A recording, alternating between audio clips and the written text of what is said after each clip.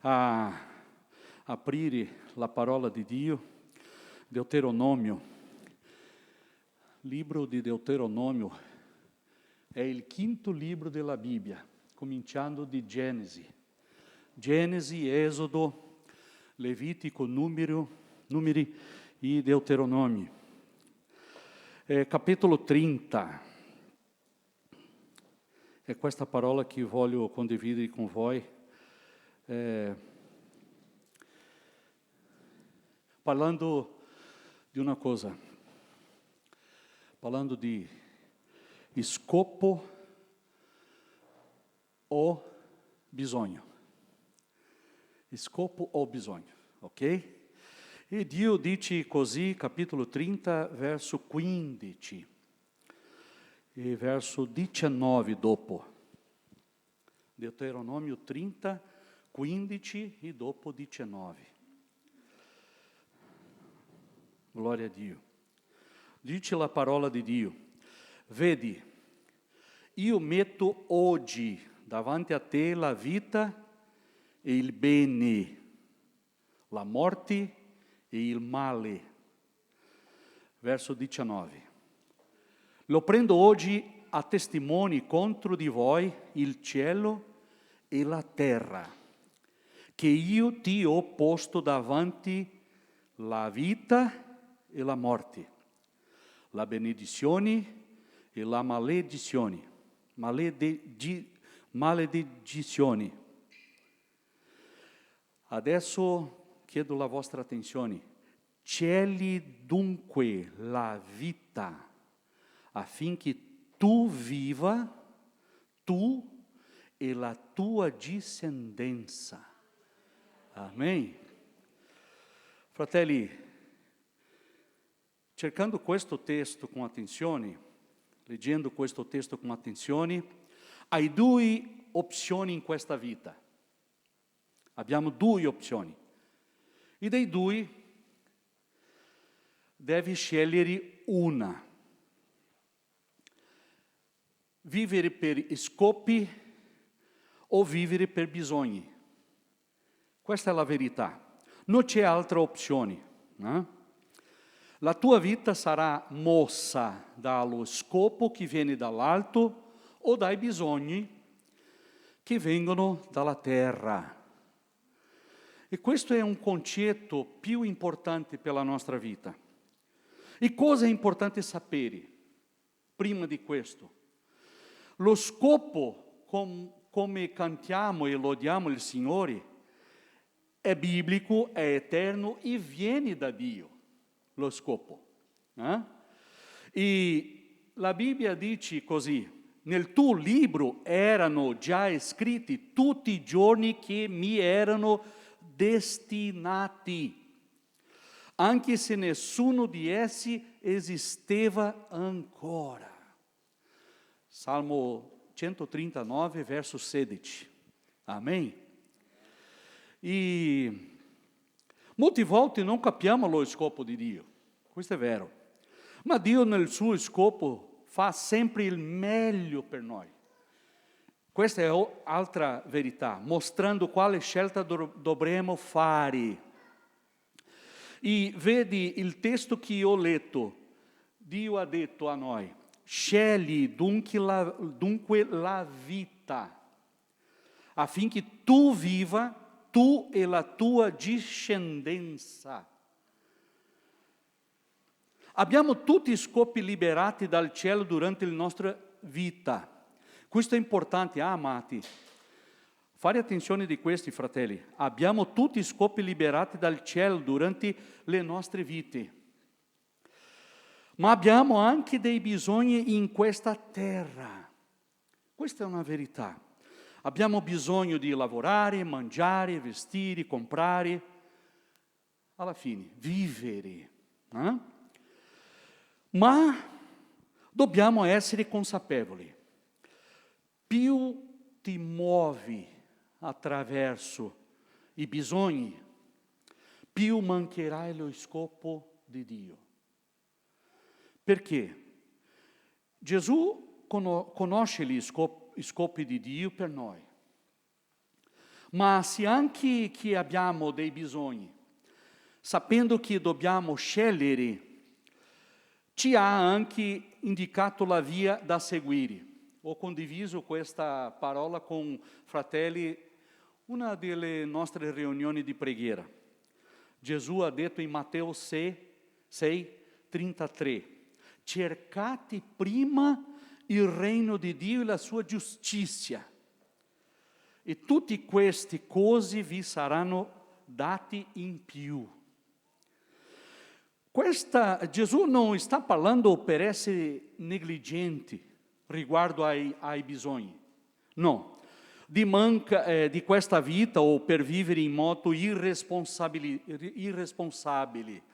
Gesù sta parlando di altre cose, ma Gesù sta qua aiutando a dare la priorità alla nostra scelta, alle nostre scelte.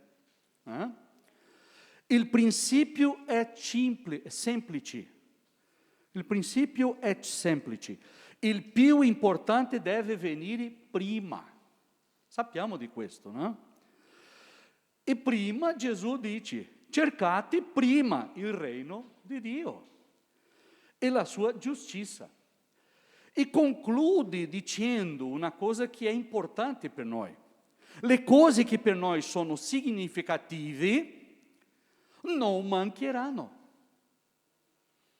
Vedi che Dio è amorevole, fedele.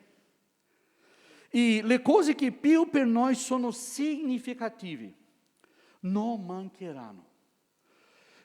Quello che Gesù sta mostrando in Matteo 6:33, se la tua scelta è giusta, cercare primo il regno di Dio e la sua giustizia, il Signore ti benedirà e tutte le altre cose verranno nella tua vita. È semplice. Il pericolo è vivere per cose materiali. Abbiamo una tendenza naturale nella nostra vita che è pericolosa e che interferisce con la nostra fede. E cosa si chiama? La parola che possiamo dire è preoccupazioni. Sono preoccupato con quello, con altre cose, con domani. Ma Gesù parla nel verso 25 di capitolo 6, non siate in ansietà per la vostra vita. L'ansia ha una definizione. Io voglio condividere con voi la definizione di ansia. L'ansia. Preoccupazione esagerata per le cose di questa vita. E se l'ansia occupa spazio nel nostro cuore, interferisce con il nostro equilibrio mentale e emozionale e interiore. Questo dobbiamo fare attenzione, perché per l'equilibrio mentale e interiore deve provenire dallo spirito dell'uomo e non dal rifornimento materiale. Hai capito questo? Mettere in tuo cuore nelle cose di questa vita e vivere in ansia per la mancanza di essi è vivere sempre insicuro. Questa è una cosa importante. Voglio ripetere.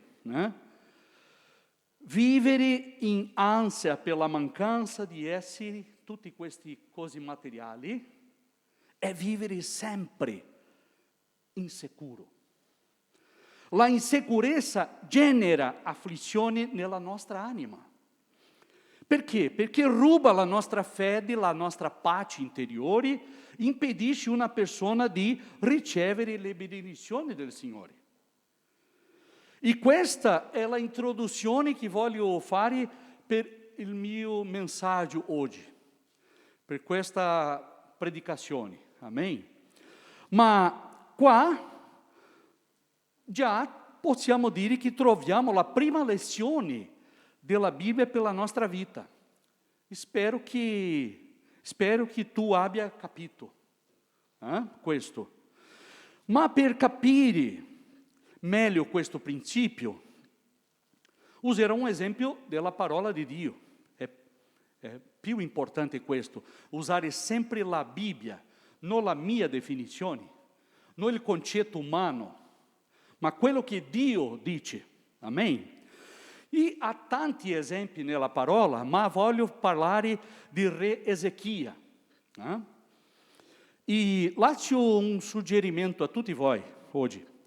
Prendi nota di riferimenti biblici, perché così potrai studiare a casa dopo, più tardi. Amen? E perché? Perché voglio usare molti referenze bibliche, molti testi biblici adesso. Ezechia aveva solo 25 anni quando iniziò a regnare e regnò 29 anni su Gerusalemme. Questa inizia la storia del mio esempio per questo principio che stiamo parlando, scopo o bisogno. La Bibbia dice che ha fatto quello che il Signore approva, re Ezechia, come il re Davide aveva fatto. Ha eliminato la idolatria del mezzo del popolo di Dio e in seconda re 18:5 la Bibbia dice che non c'è mai stato nessuno come lui tra tutti i re di Giuda.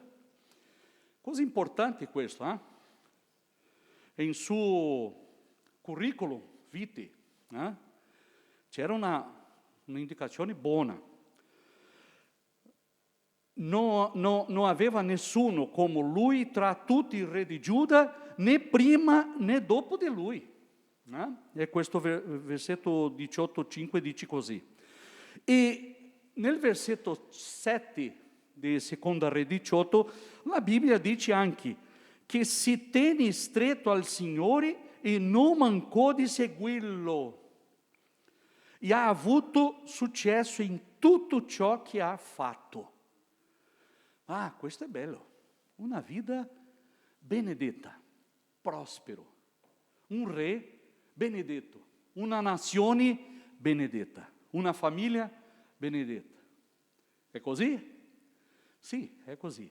Ma cerchiamo di leggere tutta la Bibbia. Un esempio, no?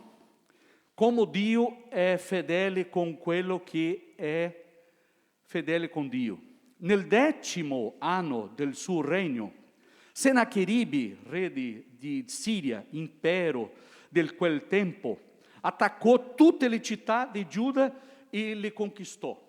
Seconda re 18:13. Poi circondò la città di Gerusalemme e invia al re Ezechia il suo generale con grande esercito, dicendo che il passo successivo del suo scopo era distruggere Gerusalemme. E dichiarava: se gli dei di altre nazioni non hanno potuto opporsi a me, il vostro Dio non sarà in grado di liberare Gerusalemme. Vedi questo, fratelli? Era evidente che il re Ezechia era preoccupato con questo. Era una preoccupazione. Ma non è andato a preparare il suo esercito.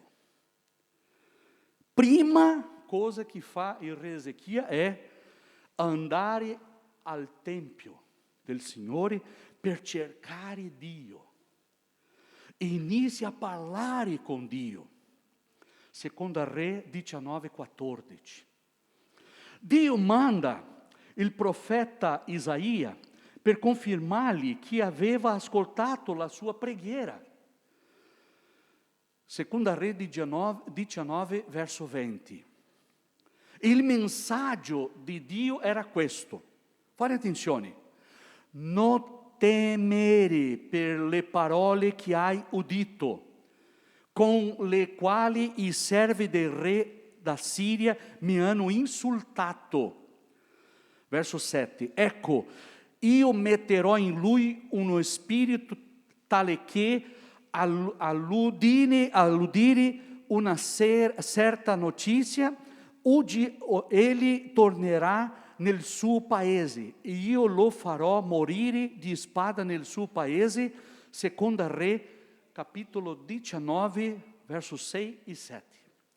Come Dio ha fatto questo? Questo voglio mostrarti, come Dio è fedele e come Dio è meraviglioso per quello che cammino con Lui. Seconda Re 19, verso 35. Quella stessa notte l'angelo del Signore uscì e colpì nell'accampamento degli Assiri 185.000 uomini. Mamma mia! E quando la gente si alzò la mattina, ecco, erano tutti cadaveri. Vedi questo, fratelli? Non importa la dimensione del tuo problema, se il Signore è sempre il primo nella tua vita, Lui ti benedirà. Amen? Dobbiamo usare la nostra fede per questo, né? Seconda Cronache, capitolo 32, verso 21, parla la stessa cosa ma con più dettagli. Seconda Cronache 32, verso 21. Dice così: il Signore mandò un angelo che sterminò nell'accampamento del re da Siria tutti gli uomini forti e valorosi, i principi, i capi. Il re se ne tornò svergognato al suo paese, come fu entrato nella casa del suo Dio, e i suoi propri figli lo uccisero là con la spada. La parola di Dio sta si confermando qua. E Ezechia, di questo modo, ha veduto le meraviglie di Dio. E questo è bello, poiché cercava di seguire il Signore e i suoi propositi, e anche i suoi bisogni e quelli del popolo di Israele, in questo caso Giuda, furono soddisfatti. Non so se hai capito, ma qui la Bibbia ci lascia un'altra lezione.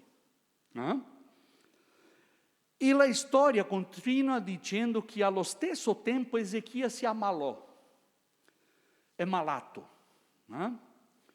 Dio manda il profeta Isaia a consegnare una parola al re. Dio ha stabilito uno scopo per Ezechia. E la parola di Dio per il re era questa. Fate attenzione di questo, fratelli. Metti la tua casa in ordine, perché morirai e non guarirai. Seconda Re, capitolo 20, verso 1. Metti la tua casa in ordine. Ogni volta che uno scopo viene dal cielo per te, questo è importante, verrà denunziato un bisogno della tua vita. Questa è la regola della parola di Dio. E questo è così per confermare se cercherai Dio per muoverti per lo scopo che è venuto dal cielo o per il bisogno che sta urlando qui sulla terra. E lo scopo di Dio era: metti la tua casa in ordine, perché morirai e non guarirai. Seconda Re, capitolo 20, verso 1. E la storia, se continuiamo leggendo questa storia, la parola dice che Ezechia non prega in questo momento, cercando di capire qual fosse lo scopo di Dio, ma prega per il suo bisogno. Non voleva morire e giustificava la sua preghiera dicendo a Dio che sempre è stato fedele a Dio. E questo era vero. Che cosa?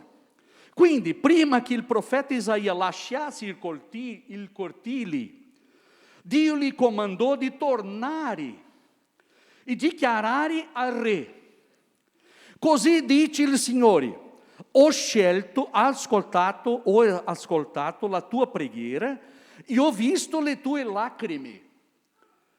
Ti guarirò, inoltre aggiungerò 15 anni alla tua vita. Mamma mia, che meraviglia, eh? Riceve una risposta di Dio di questo modo. Io prego per mio bisogno e Dio mi conferma la risposta, che aspetto io. Il re chiede al profeta Isaia un'altra cosa. Da quale segno riconoscerò che il Signore mi guarirà e che farà 3 giorni salirò alla casa del Signore? Seconda Re, voglio rimuovere il mio, perché sto sudando, scusatemi. Il Signore mi guarirà e che fra 3 giorni salirò alla casa del Signore. Seconda Re, capitolo 20, verso 8. Isaia lì aveva risposto: eccoti da parte del Signore, il segno da cui riconoscerai che il Signore adempirà la parola che ha pronunciata. Vuoi tu che l'ombra si allunghi per 10 gradini, ovvero retroceda di 10 gradini? Come accade, solo per capire meglio, come accade in un relógio che funziona con la luce di solare. Verso 10, Ezechia rispose: è facile che l'ombra si allunghi per 10 gradini. No, io voglio scegliere altra cosa. Il re dice: l'ombra retroceda piuttosto di 10 gradini. Verso 11, il profeta Isaia invocò il Signore che faccia retrocedere l'ombra di 10 gradini che essa aveva già percorso sulla scala di Acas. Seconda Re 20, verso 9 a 11. Come ho detto, Ezechia non prega cercando di capire quale fosse lo scopo di Dio, ma prega per il suo bisogno. Io sono qua con Rosy già a 2 anni e un po' di mesi. E stiamo imparando questo, per vivere sempre nella direzione del scopo di Dio. Perché ho lavorato 40 anni in Brasile con mie risorse, con mio intendimento, con mio impegno, salário, di stipendio, ma adesso no. Adesso viviamo qua per pregare il Vangelo con la nostra pensione, in un paese diverso, una cultura diversa e tante altre cose diverse. E qua il testo dice che il re prega, ma non per cercare di capire quale fosse lo scopo di Dio, ma prega per il suo bisogno. Tante volte io mi ho incontrato facendo questo. Signore, aiutami nel mio bisogno. Ma la Bibbia dice che la decisione di Ezechia non era corretta. Questo è importante per noi oggi. Poteva persino pregare per il suo bisogno, ovviamente che sì. Ma la priorità che Dio ha detto a lui era altra. Metti la tua casa in ordine. Molte volte anche le nostre decisioni non sono corrette. Quante volte nelle nostre preghiere riveliamo a Dio che siamo più interessati ai nostri bisogni di che continuare a muoversi secondo la volontà del Signore, il suo scopo, il suo proposito, la sua volontà. Lo scopo di Dio era questo: metti la tua casa in ordine. Ma il re non cerca Dio per questo. prega per il suo bisogno, perché Ezechia voleva restare in vita. Non cerca Dio. E qualcuno potrebbe chiedere da me, ma perché allora Dio ha aggiunto 15 anni a Ezechia? Si pregava per bisogno e non per lo scopo di Dio?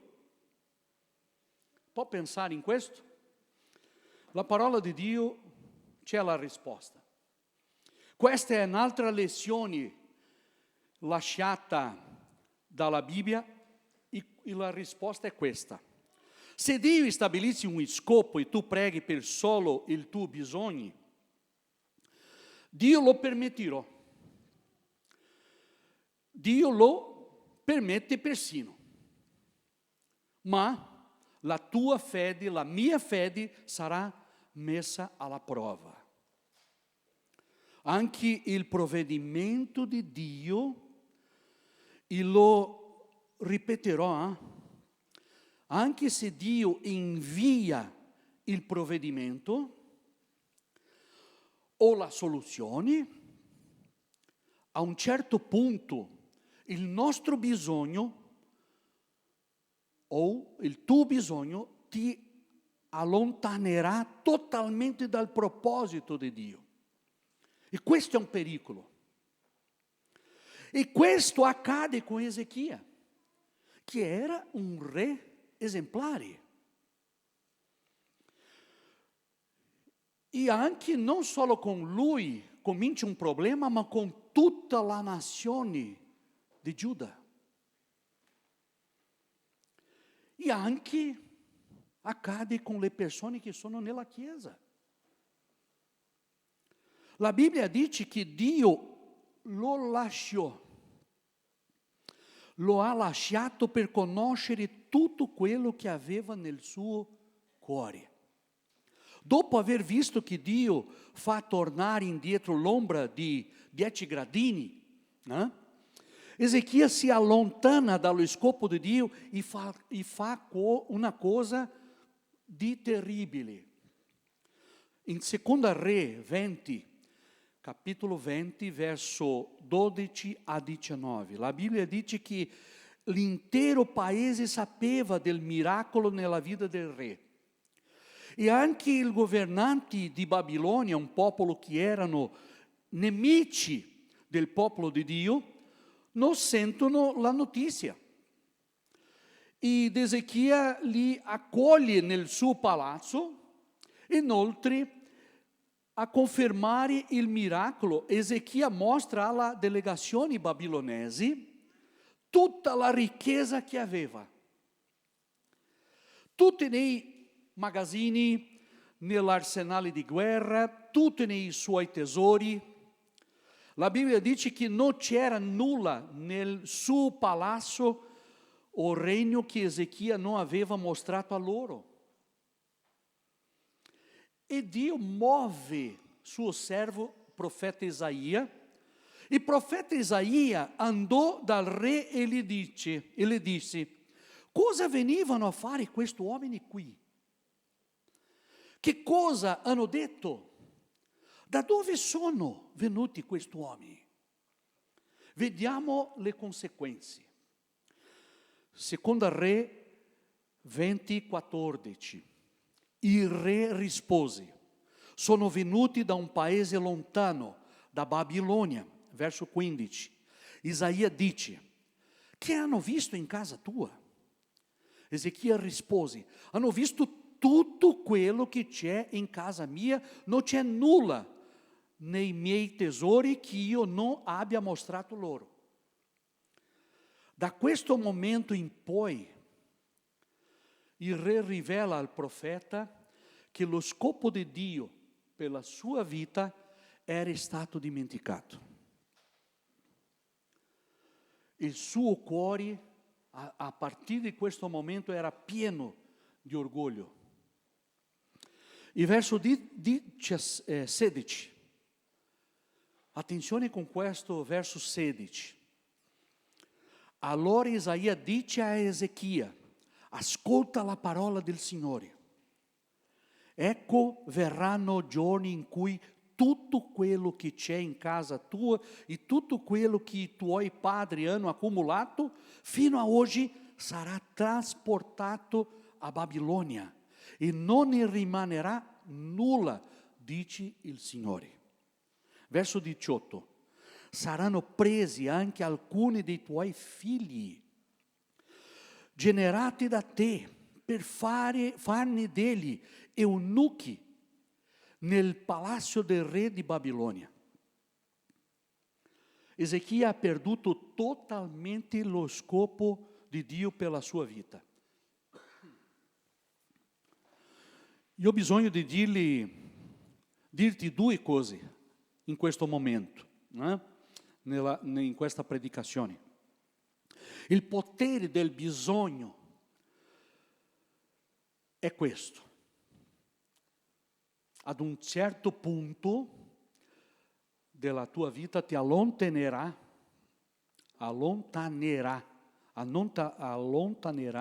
totalmente dal proposito di Dio.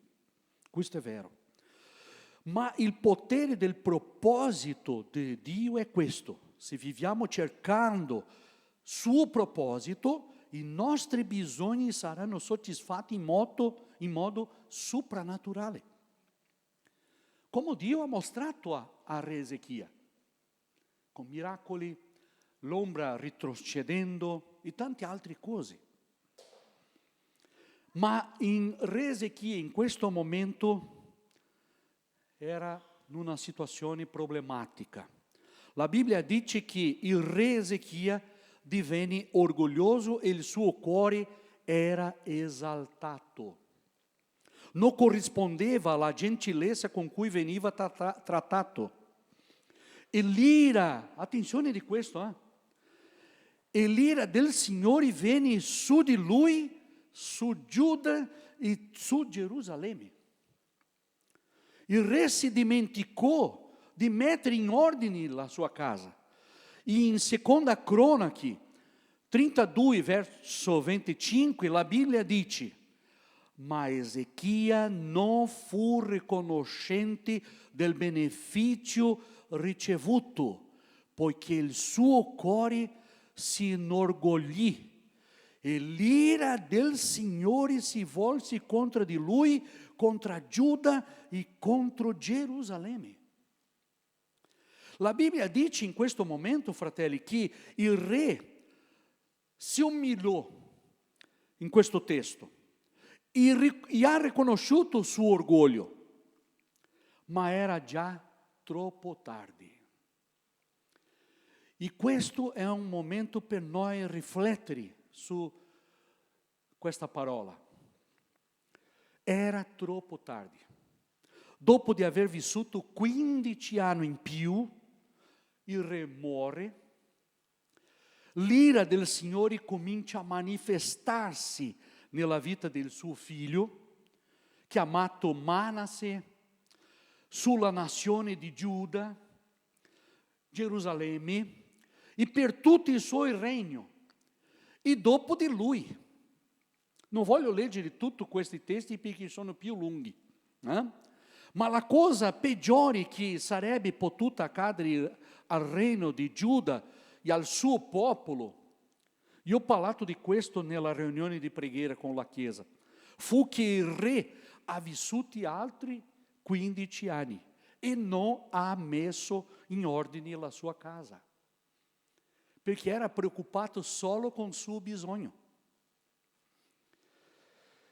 E al suo posto, vedi le conseguenze, al suo posto Manasse, suo figlio, inizia il suo regno all'età di 12 anni e regnò 55 anni a Gerusalemme.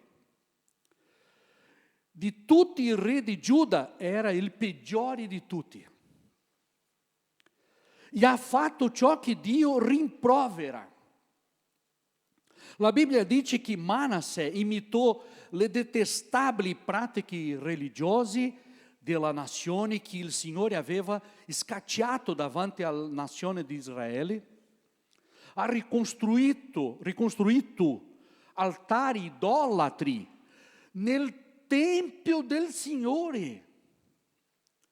iniziò a adorare divinità strane, praticava stregoneria, divinazioni e magia, ha bruciato i suoi figli come sacrificio. Terribile questo re. Dopo di lui, suo figlio Amon regnò e fece la stessa cosa. E tutto questo che sto facendo un riassunto, tu puoi vedere e trovi in Seconda Cronache 33, verso 1 a 23. Seconda Cronache 33, verso 1 a 23. Spero che tu stia compreendendo ciò che Dio vuole insegnare attraverso la sua parola a noi. Perché questo è un principio più importante per camminare con il Signore. Fratelli, i bisogni si manifestano in 3 aree della nostra vita: finanziaria, emotivi e fisica. Finanziaria, emotivi e fisica. Ci sono persone che di fronte a certi bisogni fanno pressioni su Dio dicendo: Signore, rispondimi con la tua benedizione. Ti ho servito fedelmente, altrimenti non potrò continuare.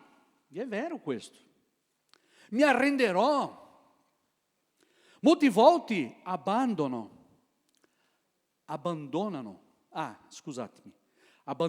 la fede, abbandonano il Signore.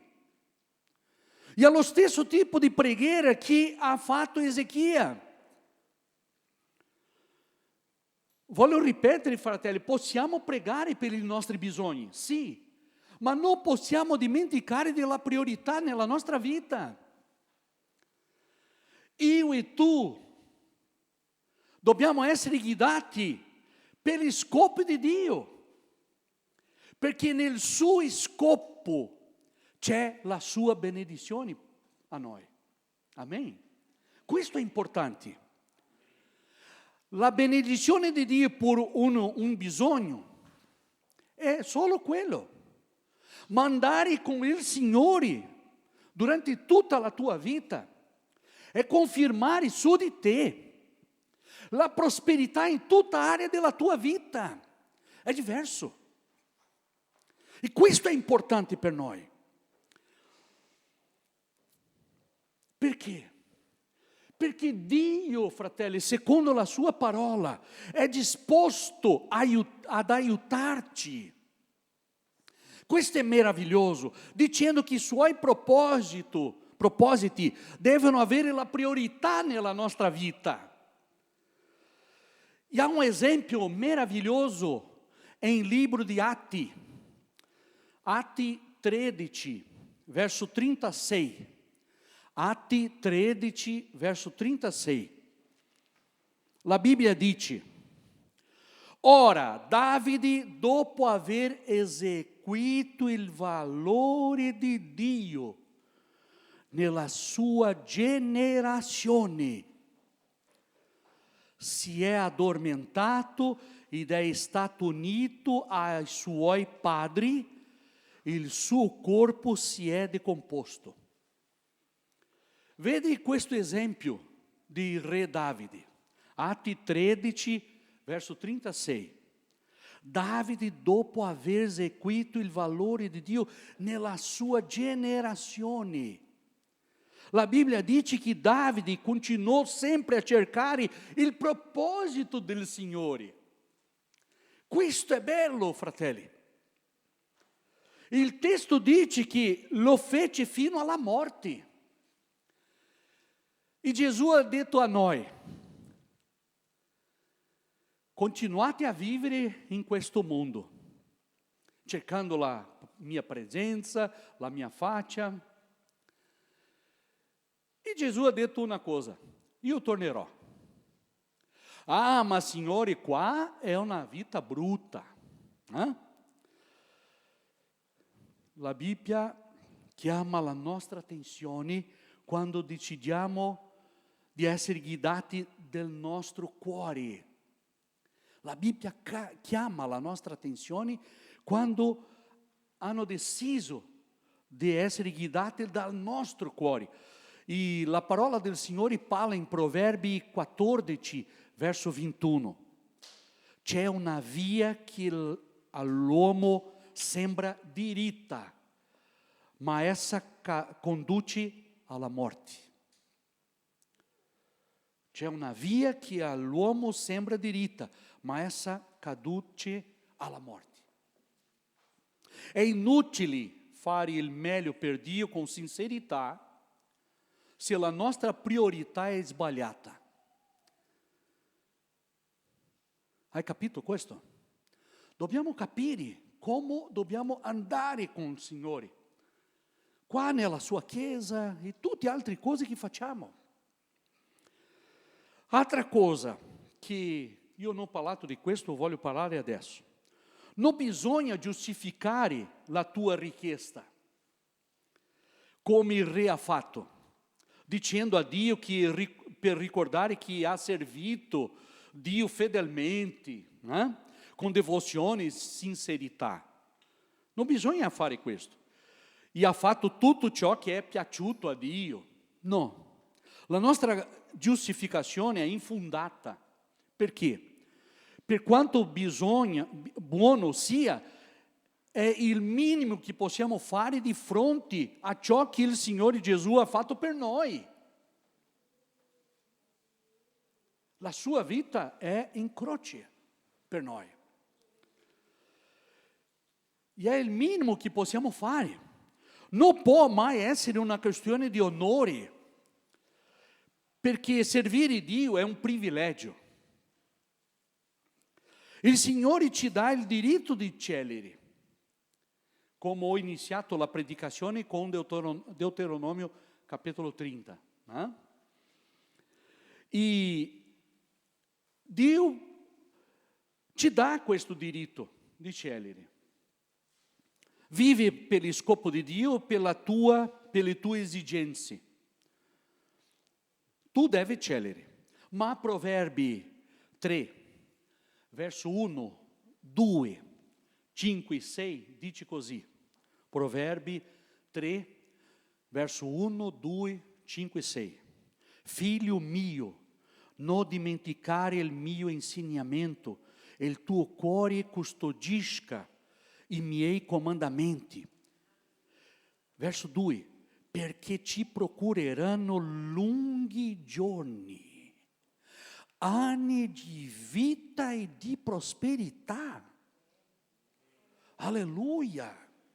Verso 5, confida nel Signore con tutto il cuore e non ti appoggiare sul tuo discernimento, che si dice, né?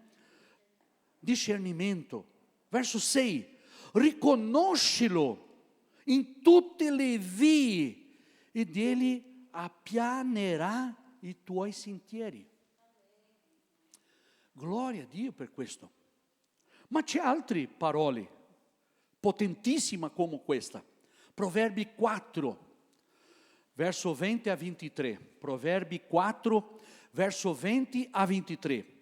Figlio mio, sta attento alle mie parole, inclina l'orecchio ai miei detti. Verso 21.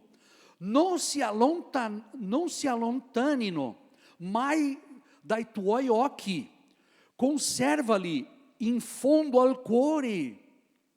Verso 22.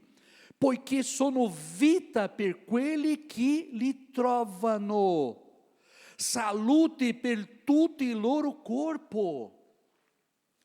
Verso 23, custodisci il tuo cuore più di ogni altra cosa, perché da esso provengono le sorgenti dalla vita. Mamma mia. Rose sempre parla con me di questa parola che ho cominciato a dire ogni volta, né? Mamma mia. Ma è un'espressione che posso dire, no? Mamma mia, che parola benedetta questa. Io voglio finire la mia predicazione in questo momento dicendo solo una cosa a te. Nell'incontro di preghiera dei pastori settimanali, negli incontri di preghiera dei pastori, abbiamo pregato sempre per i tuoi bisogni. Sempre, sempre, sempre. Tutta mercoledì siamo là chiedendo da Dio a benedizione sui tuoi bisogni. Ma molto di più, fratelli, abbiamo cercato Dio chiedendo alla Chiesa di alzarsi per scegliere di vivere per gli scopo del Signore. Abbiamo pregato tanto e continuiamo pregando per questo. Che la Chiesa venga a alzarsi per scegliere lo scopo di Dio, basta. Tutte le altre cose, Gesù ha detto, saranno più dato a te. E è questo che voglio fare adesso. Amen. Io voglio fare una domanda a te. Coloro che hanno bisogno, coloro che stanno qua e hanno bisogno, io sono con il mio braccio alzato. C'è bisogno? Alzala. C'è un bisogno? 2, 3, 10 bisogni? Alza la tua mano se c'è un bisogno. Sempre abbiamo bisogno.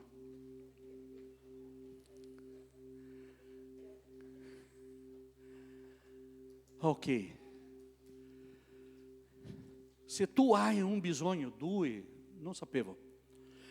Per favore, alzatevi. Se tu hai un bisogno,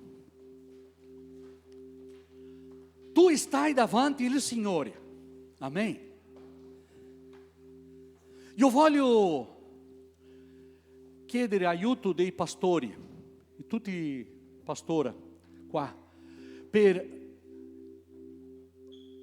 alzare le mani nella tua direzione. Amen. Può venire qua, pastori? Vieni. Tutti i pastori.